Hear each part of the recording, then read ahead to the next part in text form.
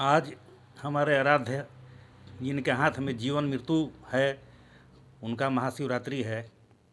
और अभी हम पूजा करके हम लोग, मेरे छोटे पुत्र सागर राज जो कि आबू धाबी में रहते हैं, कल ही आए हैं और वहाँ से ही मुझे फ़ोन किए कि पापा जी महाशिवरात्रि है 15 तारीख को, तैयारी रखिएगा। तभी हम लोग अपने गांव के मठ से रुद्राभिषेक करके और आ रहे हैं। और प्रभु से यही विनती है कि गांव समाज देश को संपन्न रखें, सुरक्षित रखें और हम लोगों को भी सुख शांति दें। कितना गर्व होता है कि आपके जो पुत्र हैं वो विदेश में है, संस्कृति को नहीं भूले हमें। ये लोग इन दोनों, मेरे दो पुत्र हैं, दोनों पुत्र विदेश में जाने के पश्चात ही दोनों की मैंने शादी किया। और आरा बाजार समिति मेरे घर में ही डीके कार्मल स्कूल, जिसके संस्थापक मधेश्वर सिंह हैं, मेरे घर में खुला था। और ये दोनों मेधावी छात्र रहे हैं, प्रथम और द्वितीय दोनों भाई करते आ रहे उसके तत्पश्चात इन्होंने मैट्रिक करने के बाद ये चले गए हरियाणा बोर्ड से, वहाँ से +2 किया। यथासंभव मैंने शिक्षा दिया। फिर आरा में आए तो इनको मैंने BA इंग्लिश ऑनर्स में एडमिशन कराया और BSc IT किए। तो शुरू से ही मेरी रही कि शिक्षा सर्वोपरि है, विद्या ददाति विनयम, और लक्ष्मी को भी विद्या देती है। और इन दोनों पुत्रों ने मेरे कहने के अनुसार अपनी शादियाँ की और अपने संस्कार को, अपने बाप दादा मेरे प्रतिष्ठा को रख के, और ये दोनों 2 देश में आज कार्यरत हैं। ये बहुत गर्व की बात है मेरे लिए, गांव के लिए, समाज के लिए। और मैं यथासंभव मेरा प्रयास रहेगा कि ये लोग जो अर्जित करते हैं उसमें से कुछ हिस्सा किसी गरीब, किसी चीज़ में, मंदिर में, किसी में मैं दान पुण्य करूं, ये मेरी इच्छा है। कितना अंतर है? आज महाशिवरात्रि भी है और सुनने में आया कि रुद्राभिषेक भी हुआ है। जी, आज का दिन बहुत ही अच्छा है। आज महाशिवरात्रि का दिन है और उसके उपलक्ष्य में हमने आज रुद्राभिषेक किया है। और जी, आपका कहना सही है, मैं बाहर रहता हूँ, आबू धाबी रहता हूँ और अभी यहाँ छुट्टियों में घर आया हुआ हूँ। कितना अंतर है? ऑलमोस्ट लगा के चले कि 50 से 70 साल का अंतर है, ये मैं बोल सकता हूँ सीधे और साफ शब्दों में। क्या क्या सुविधा है? बहुत सारी सुविधाएं हैं, औरतों के लिए सेफ़ है। आबू धाबी दुनिया का सबसे मतलब फर्स्ट रैंक पे है सेफेस्ट सिटीज़ में, if you can check on the Google as well.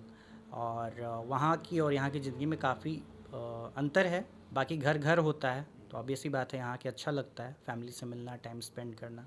तो विदेश में रह के अपनी संस्कृति को नहीं भूले हैं? नहीं, संस्कृति नहीं भूले हम। आपको जैसा पता होगा, हमारे मोदी जी गए थे वहाँ पे, टेंपल जो खुला है बैप सिंधु टेंपल, वो आबू धाबी में ही है। तो वहाँ भी हम विज़िट करते रहते हैं, हमारे यहाँ से 20 मिनट की दूरी पे है, तो वहाँ भी जाते रहते हैं। जी, बाहर रहते हैं, इस गांव की याद आती है? हाँ, ज़रूर तो यहाँ बीतता है। ज़रूर याद आती है। माँ बाप हैं और याद ज़रूर आती है। कुछ दोस्त साथी भी हैं, तो इसलिए साल में कम से कम 2 बार आना होता है हमारा, ताकि यादें बनी रहें, ताजगी बनी रहे यादों की। यहाँ से कितना दिन लगता है, भारत से, बिहार से वो विदेश में जहाँ रहते हैं आबू धाबी में? देखें, अंतर तो माहौल का है। लोग ज़्यादा शिक्षित हैं, पढ़े लिखे हैं, और अपने देश के लोगों ने भी वहाँ पे बहुत तरक्की की है, काफ़ी तरक्की की है। और मैं जहाँ काम करता हूँ वहाँ तकरीबन अभी 80 देश के लोग काम कर रहे हैं। तो एक बहुत ही वाइब्रेंट कल्चर है, और लोगों के साथ, अलग अलग देशों के लोगों के साथ आप बैठ रहे हैं, उठ रहे हैं, काम कर रहे हैं, और साथ में लैंग्वेज भी काफ़ी सीखने को मिलता है। जैसे कि मेरा शुरू से इंटरेस्ट रहा यूरोपियन लैंग्वेज के पीछे, तो वहाँ पे बहुत सारे हैं साथ काम करने वाले जिनसे बातचीत होती रहती है। कहाँ काम करते हैं? मैं अभी आबू धाबी में यास आइलैंड के अंदर यास प्लाजा होटल्स में काम कर रहा हूँ, रेवेन्यू टीम के साथ। यहाँ पर आए हुए हैं महाशिवरात्रि के अवसर पर, क्या मतलब कहिएगा?